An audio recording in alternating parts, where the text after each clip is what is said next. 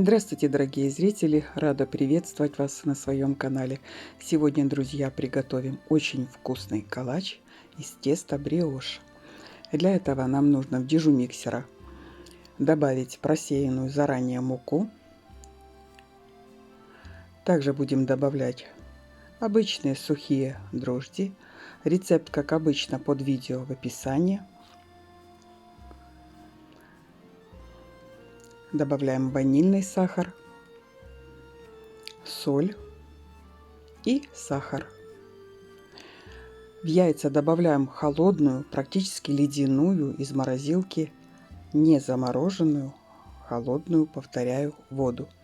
Размешиваем, выливаем в дежу миксера, включаем самые низкие обороты и взбиваем, перемешиваем тесто минимум 10-15 минут.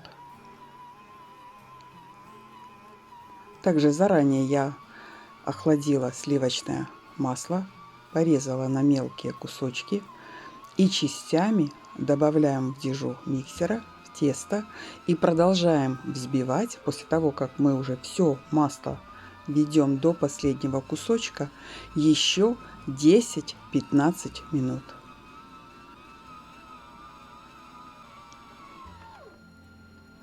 Останавливаем процесс. Вот такое эластичное тесто у нас должно получиться. Обязательно глютеновое окно. Проверяем. Накрываем пленкой, тарелочкой и оставляем в теплом месте на 1 час. Через час тесто достаем из дежи миксера. На рабочую поверхность смазываем растительным маслом и стараемся тесто растягивать и складывать в 2-3 слоя конвертиком, в трубочку, как вам удобно. Нужно ударять тесто об стол, растягивать, распластывать как можно тоньше и вот так вот складывать. Эту процедуру нужно повторить хотя бы 4 раза, в идеале 7 раз. Растянуть тесто, разбить, распластать и сложить.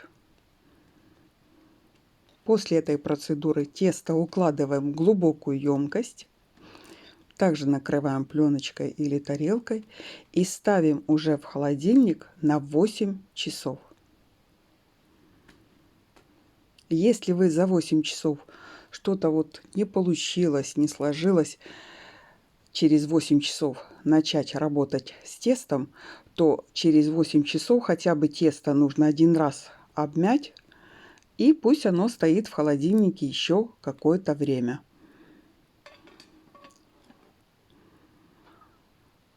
Подготавливаю начинку, нарезаю курагу. У меня сегодня творожная с курагой, а сверху будем посыпать изделия орехами. Курагу я замочила, залила кипяченой водой, потом водичку слила. Добавляем в творог соль, сахар, по желанию яйцо. Перемешиваем. Начинка готова.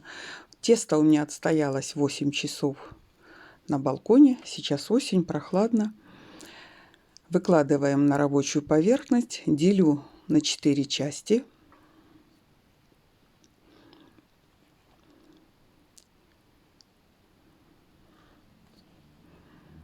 Будем раскатывать 4 жгутика.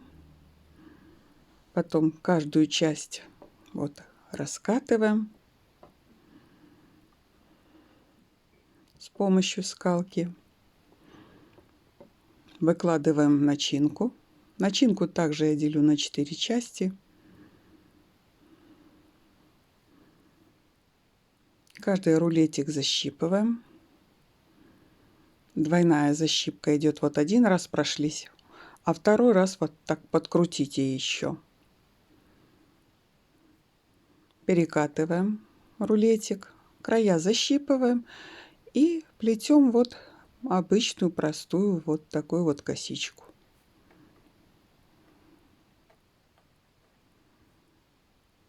Делаем калачик. Выкладываем на заранее подготовленную форму, накрываем пленочкой, но пленку я смазываю растительным маслом.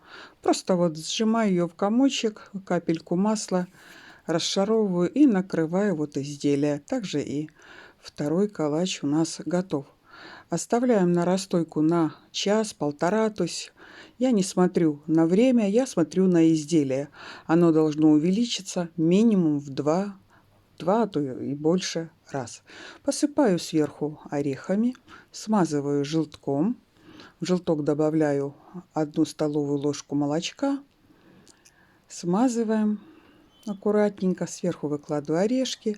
Духовка разогрета 180 градусов. Выпекаю минимум 40-45 минут. Готовность проверяйте шпажкой. Она должна быть сухая. И вот такая вот красота у нас получается. Калач очень нежный, воздушный. Я разрезала его горячим, хотела очень быстренько как бы закончить процесс и показать вам изделие внутри, но этого нежелательно делать.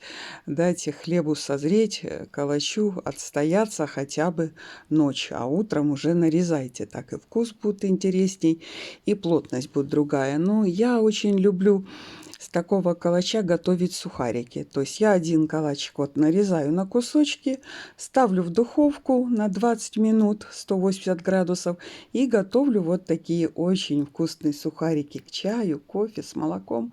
Бесподобно. А второй калачик оставляю мягким. Ну что ж, друзья, не забудьте подписаться на канал, включить колокольчик. Впереди еще будет очень много интересного. До новых встреч. Пока-пока.